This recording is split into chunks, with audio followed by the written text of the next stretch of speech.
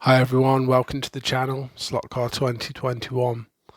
This is part 3. To mag or not to mag? That is the question. Okay, so part 1 looked at the history of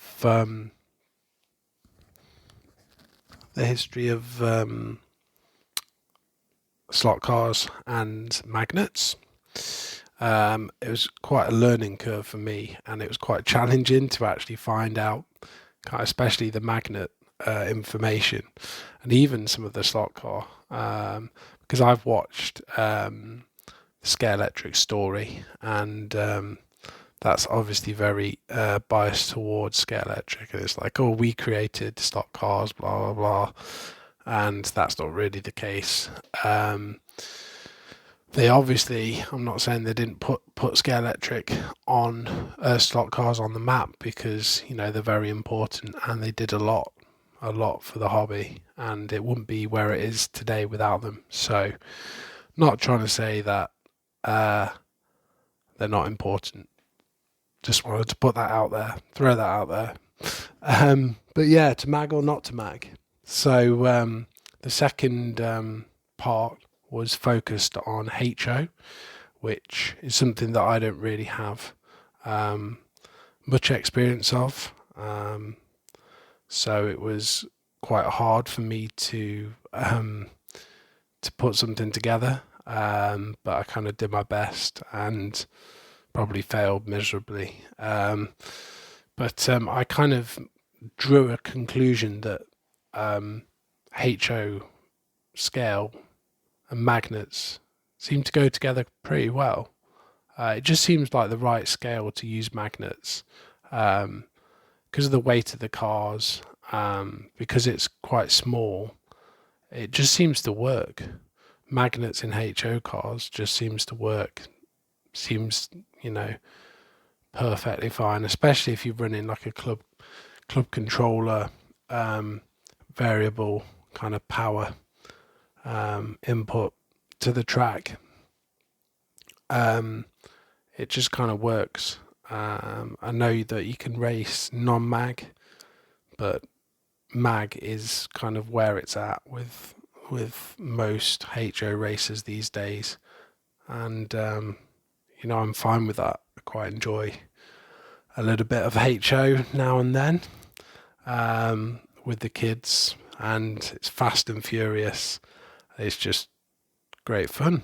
So that's kind of my conclusion on HO, is that the magnets work for that scale.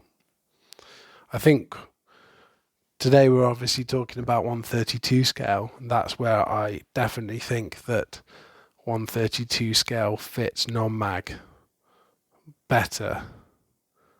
Not all the time, not for a beginner, but the end goal of 132 should be non-mag for a lot of people that enjoy racing, and just to keep your passion and take you further in the hobby, because non-mag opens up a lot of options in terms of modifications, making you a better driver, and that's even true with magnet racing. If you run non-magnets and come back to magnet racing, you'll be so much better, because you've got that understanding that it's not just an accelerator and a brake. You don't just hold the power down and let the cars whiz round. There's more to it than that, and I think non-mag does that in a beautiful way that I'll talk about in a bit. So let's take a dive into 132 scale magnet. So magnet is where it begins for a lot of people. I think people coming into the hobby.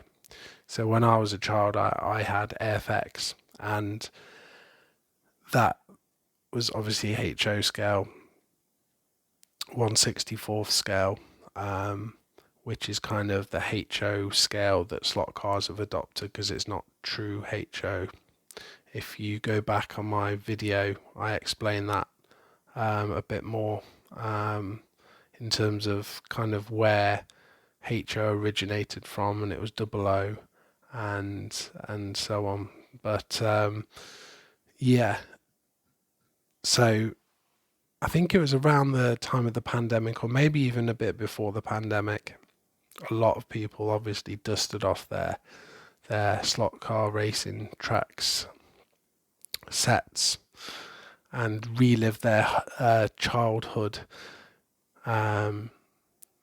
moments and fell back in love with the hobby, I think, for a lot of people, which is great.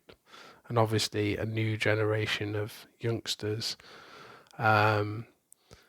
kids got to experience slot racing, and that's a great thing. Something actually good came out of the pandemic. There's a lot of things that actually have changed for the better. It was unfortunate that a lot of people lost their loved ones, and it's definitely a lot of sadness from COVID, and especially because people that were older lost their independence, lost their freedom, and it was pretty tough for everyone. But it's good that some good things did come out of those horrible times.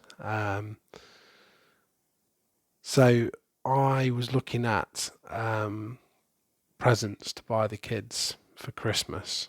I'm sure it was around, it might have been before the pandemic hit. But anyway, I was like, what could I get them? What did I enjoy as a child, and what can I get them that's going to get them away from screens? And I thought, slot cars. Because I only really knew them as, well, actually, no, I did know them as, because in the UK, a lot of people go, oh, Scalextric, Scalextric. It's like, it's not called Scalextric, it's slot cars. So I got them a Carrera Go track. Carrera Go in the UK is actually quite widely available, unlike the Carrera Evolution and Digital, which is a bit strange, but it's just how it is. So you can get Carrera Go quite widely, and I picked it up for literally, £15 UK money, which is super cheap for Carrera Go. And it was a Mario and Luigi set, which is pretty cool. And I think if I keep hold of that, that's going to be worth a bit of money into the future. I think it's always worth hanging on to sets and seeing if they're worth anything in 30, 40 years. And if they are, obviously you're going to make a bit of money. So, yeah. Magnet, Carrera Go, fun, very fun. And that's what it's about. A lot of the time it's about having fun with the kids, with the family. And magnets do a great job of bringing that to everyone. That's the downside with magless, is that the skill level needed, you've got to develop that skill over time. People can't just pick up and race, and with a magnet you can do that. I'm just going to have a quick drink, sorry, because my mouth will get pretty dry if I just keep talking and talking, so I'm going to sound a bit better once I've had a drink. Okay, so top tip: get a nice big cup of coffee, or in the UK we drink a lot of tea. Nice big cup of tea, a few biscuits, and have a listen. Can't recommend it enough. Um, that's what I do a lot of the time. Is I stick different channels on and just close my eyes and just listen. Um, yeah. So um, I was quite interested in picking up um, slot cars again. So I was like, oh, Carrera Go is okay, but it's a bit child focused. And is there anything like? Obviously, I know about Scale Electric. I knew about Scale Electric, and I was like, I'll just have a look. And it's that moment when you like have a look, and then like 10 minutes later, you've bought something, and you're like, I've bought something. Um, so I had a look, and I saw quite a few different layouts available on eBay. And I looked at the price new, and I was like, no, I'm definitely getting a layout off eBay because it's a lot bigger. And I was like, this is huge. This track's massive. And it's like, oh, this is going to be amazing. Um, and in reality, now I know that a lot of home tracks are tiny and you can't really race on them unless you've got uh, a decent layout, size layout. Um, so in many ways, people are better off with HO, but you can kind of make it work with smaller tracks, but it's not. Once you go to a club and you're racing in a massive warehouse, and it's like, yeah, this is pretty cool. You can get the cars flat out, even like the 22k motors, even if it's just like for a few seconds, you can like pin the throttle and get those cars flying down the straights. Um, yeah. Anyway, so I got the layout. I looked for some cars and I was like, what do I enjoy? Love rally. The thing about rally is you can be watching rally and like they're going around a corner and there's a bloody goat and you're like, the goat, watch out for the goat. And like the car's like taking the goat out, it's going through a fence, it's rolling over. Like the crowd is like running over to the car, flipping the car over, and they're like, "Brrr," like off they go again. It's just, yeah, it's great fun to watch. Colin McRae, what a legend he was. But yeah, you just got so many rally legends, and they're just fearless, and oh yeah, it's just great to watch. Love rally. Um, so I was like, yeah, I'm 100% gonna get a Subaru, Solberg and Mills, and now I've got like two of those. I was like, oh, it's got lights, it looks amazing, it's got gold wheels, it's got like um, the disc brakes and everything. I was like, this is amazing.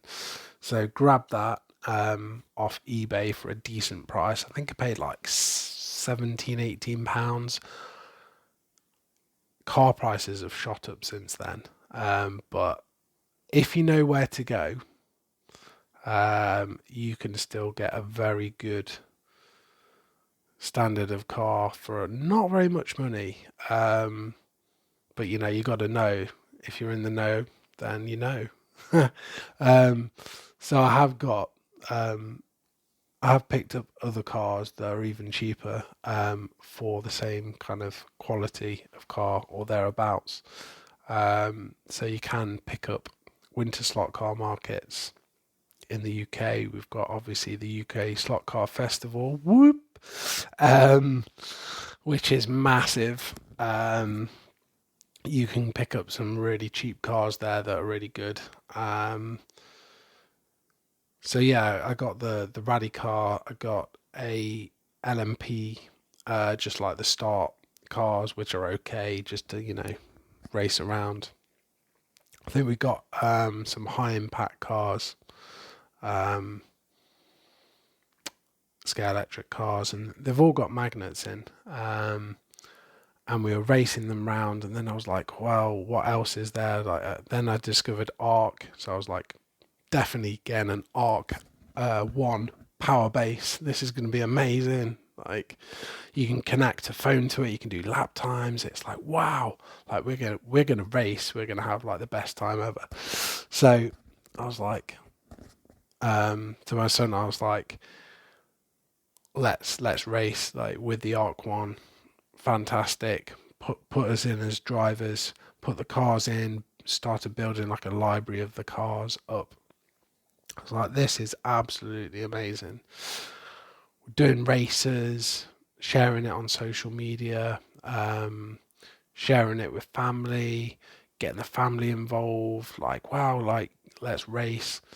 We're doing races. Everyone was loving it. But then after like 4 or 5 months of making massive tracks and trying to get the cars, like building longer straights, trying to get the cars going faster and faster, um, I was just like, it's okay, it's fun, but it's kind of something that we might get out every Christmas. But I just, yeah, there's not that much skill involved, and I was like, it's okay, it's not too bad. Um, I saw the price of Arc um, Pro and the digital, and I was just like, you know what, that's just way too much money. Like, it's just too off-putting. Like, I'm just not a fan of spending that much money, and I was just like, And then I think I was like researching a bit more. I think I saw a Scalextric video of Gary Skip when Gary Skip went to Margate, and he was like tuning up the Scalextric car, and he was like, yeah, so like what you do is this, this, this, and this, and I was like, that is pretty cool. Like, I didn't realize that, you needed to sand the tires, and you needed to sand the plastic wheels, and you needed to glue the motor, and you needed to um, true and grind down the front, and put nail varnish on the fronts, and trim the body for float and things, back the screws off. And it's like, wow, like this is like a whole nother thing. And it's like all modifications, making the cars faster. So I was like following it, um, making these modifications with the magnet still in, and I was like, wow, this has made the car like 5 seconds quicker on the lap. This is cool. This is something that I want to look a bit more into. So I was like, Gary Skip. So I like searched Gary Skip, and a load of stuff popped up about like club racing, and then I was like reading up on it, slot forum, and I was like, what? So people are racing these cars without magnets, and the cars that they're showing off are like almost like RC cars. Because I know about RC cars. I used to have Tamiya, well, I still have that Tamiya TT01 chassis, DTM, Mercedes, but it's like old school. Like, we're talking crystal, like radio receivers. Um, yeah, it's just ancient stuff.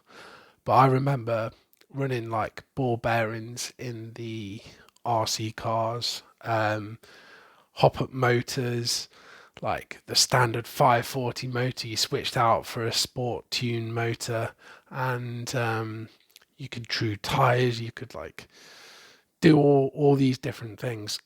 Excuse me, all these different things to the RC cars, and I was like, this is like RC cars but on a smaller scale.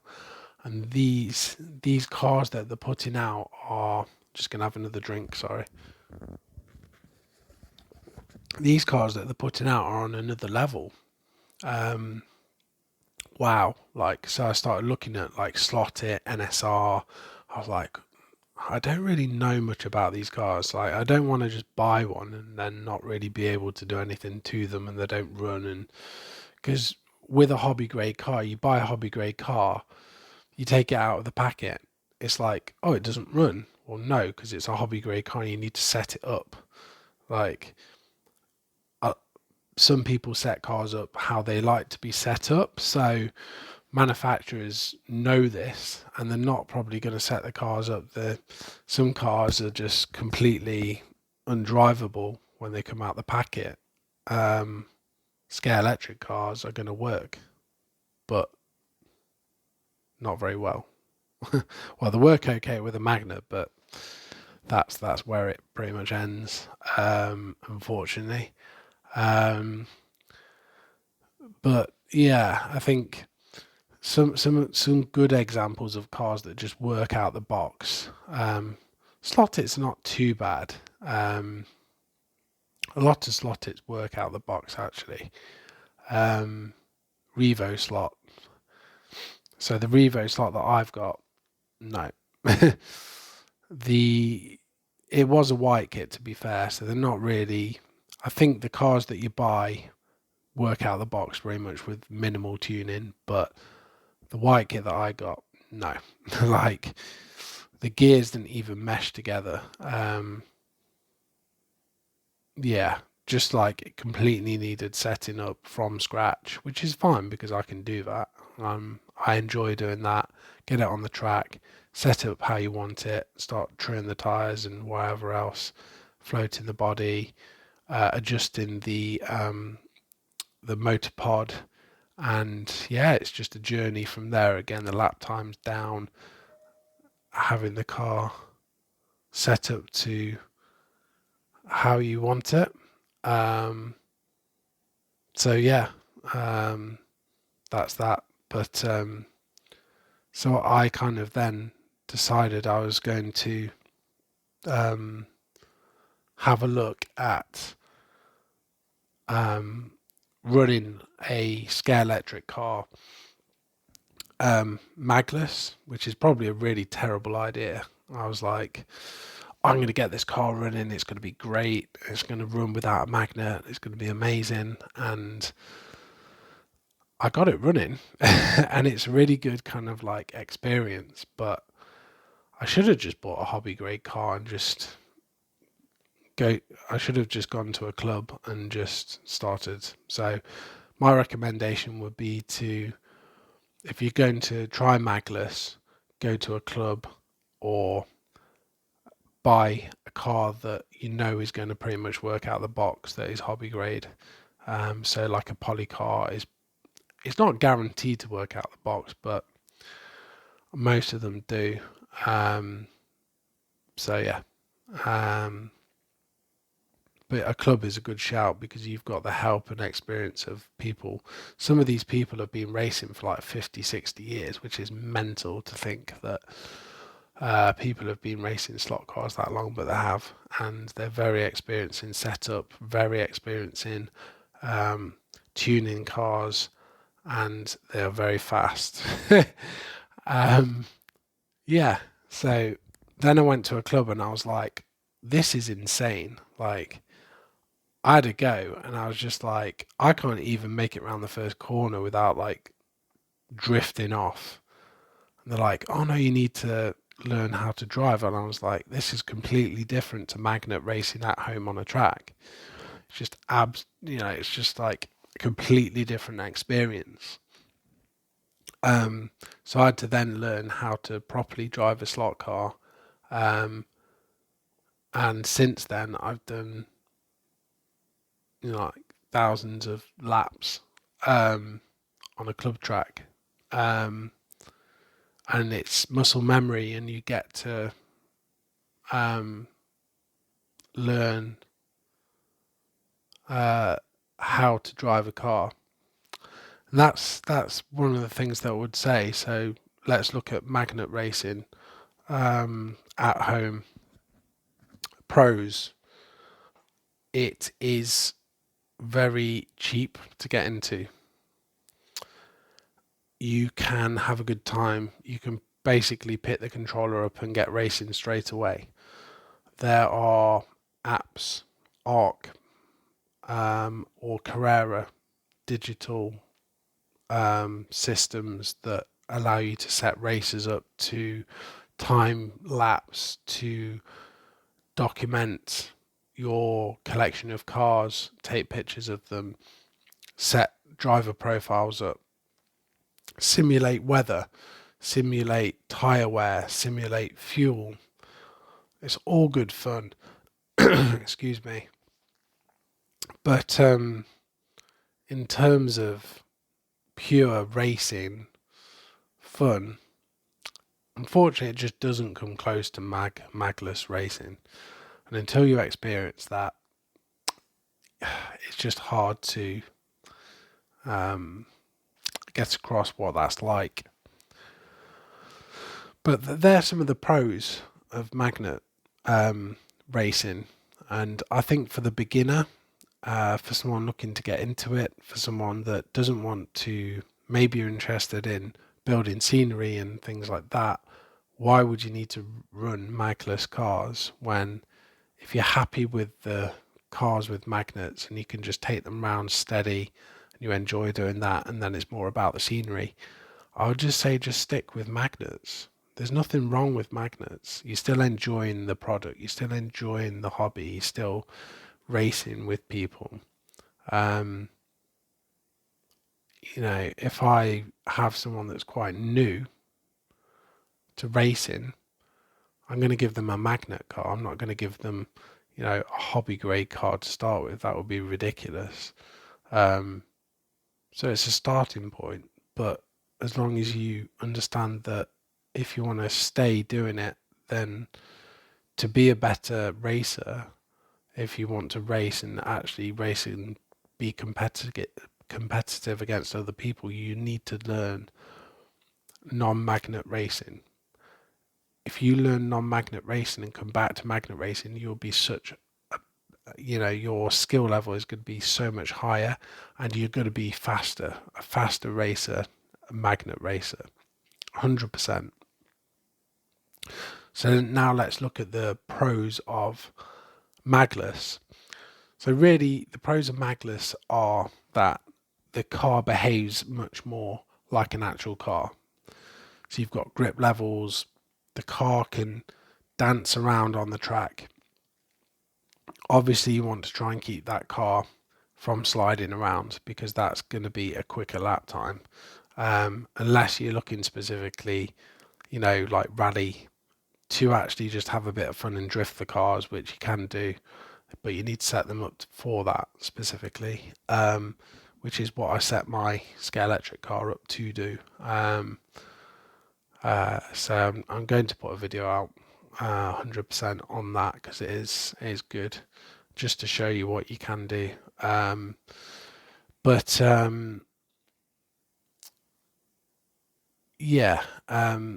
With magless racing,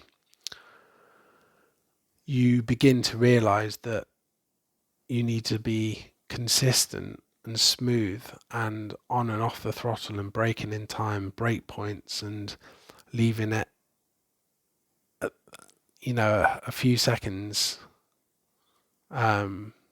later for braking, and you find a point at which that's the limit, and the car will tell you that is the limit. So you could go around a corner and nearly come off, but be able to recover that car on the throttle.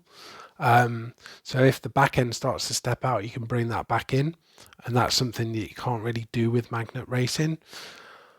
And that's just the beauty of magless racing, is you can drive on the limit, absolutely on the limit. You can almost come off, and when you've almost come off, and you're like, oh god, that was close. That was like steady, calm down kind of thing. And the fact that when you're club racing, you're going to naturally form packs of cars. So you're going to have the faster cars, faster people racing ahead, middle, pack, and so on. And that's just a lot of fun. You're going round side by side. Someone's car starts to drift out, it can take you off. And that just provides like really close racing, like really exciting racing. I've had it where, like, I don't know how, but like the car is literally like drifted between like the front and rear wheels, like round a corner, and how the car didn't come either take the other car off, or I didn't come off myself and spin into the other car or off the track. I don't know, but the back end just corrected itself and both cars shot off down the straight, and that's something that you're not going to get that experience with a magnet car, really, unless you're running like a really low level magnet. And also club racing, you can have non-magnet braid. So even if you have a magnet in the car, it provides no magnetic benefit to racing. So and that's like on your wood routed tracks, you can have non-magnetic braid. So yeah, I think the benefits of magless racing and the importance of magless racing is that it provides the hobby with a specialized focus on innovation. A lot of the hobby manufacturers are really pushing the limits for like technology and materials, flexibility of the chassis, different grades of flexibility,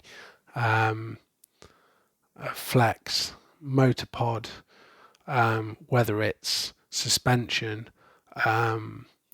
tire compound, precision engineered wheels, axles, bearings, and so on. And it's just an ever evolving. Each manufacturer is pushing the other manufacturer to become better. And that's something a lot of the time you don't get with magnet racing because, say like home run magnet cars, like toy brand cars, they're just keeping the formula simple. A lot like Scalextric have pretty much just gone to inline, and they've just moved the magnet to the rear of the axle and just gone, yeah, that's fine. Like we're just going to produce, the same kind of chassis, the same motor layouts, and we're just going to rely on that magnet. It works, goes round, it's smooth. But how boring is that? Like for me, like I want the performance of the cars to be cutting edge. I want new concepts. I want new technologies. Like back in the 50s and 60s, that's what people were pushing. That's what it was ever evolving. And even Scalextric were in the 80s, for example, when computers came out, they were bringing out lots of different things. It doesn't have to be performance related, but bring out something that's engaging and just something different. And it's just gone very boring, in my opinion, on the kind of like the toy side, the magnet, relying on that. I don't think that is, if you're just going to stick a magnet in and just be like, oh, it works, you're like, how interesting is that going to be for consumers? Because I know that was something that after 4 to 6 months, I felt was at the point where I was about to just be like, yeah, I'm not really going to carry on. I might get out once a year or whatever. It's a bit of fun. I didn't really see it as an actual hobby, and that is an issue because if we're losing people like that, then that's going to have an impact on the hobby as a whole. So Scalextric used to bring out a load of hop-up parts that were actually half decent, but there was a couple of reasons why potentially it didn't work out that well. But they used to have Sport Plus parts, which, to be fair, they're okay. I've got some urethane tyres for the Rally car. fantastic, like really, really good, makes a massive difference in performance. And, I think that's what they need to do. They need to focus on something that's going to provide that level of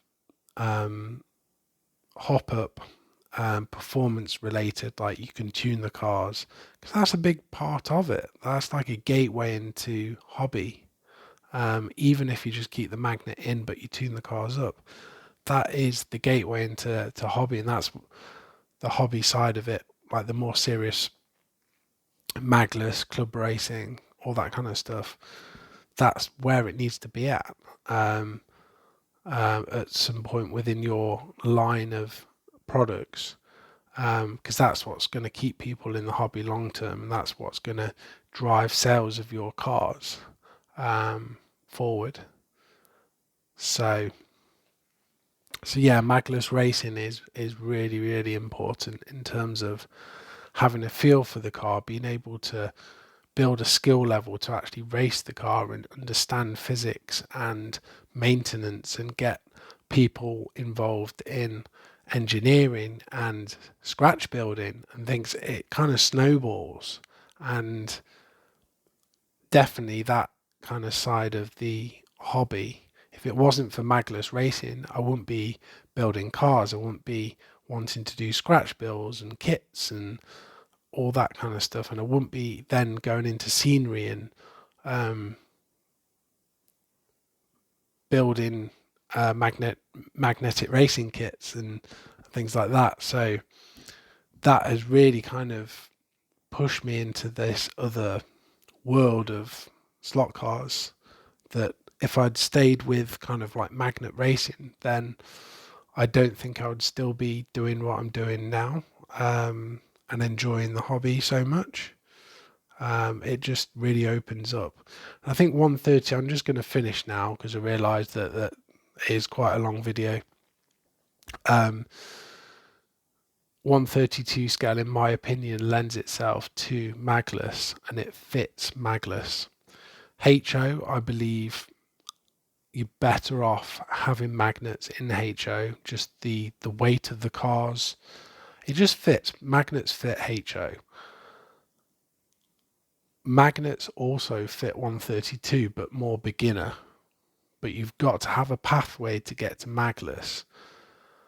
And I just don't think that bridge is there at the moment from toy brand to hobby.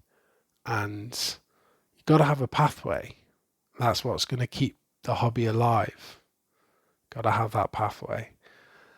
And 132 just lends itself to magless racing a lot more. It just seems like the cars just flow better magless. The weight of the cars seems to be about right for magless. Once you start going to 1/24th scale, which is what I'm going to talk about next. In the next part, I'm going to probably talk about 1/24th and then summarize the whole mag versus non-mag. That is the question. Yeah, I just feel like 132 fits magless. Just ticks that box. Not to say that you can't have magnet and magless, surviving in the same space of 132, which I think you 100% can. 1/24th, I don't know. My opinion is that it doesn't work that great in 1/24th non-mag, but if people want to kind of chip in with that, then that's fine. That's the next podcast. So right, I'm going to wrap this up, and take care. Have a great week, and I'll see you next week for the next part. Take care then. Right, bye.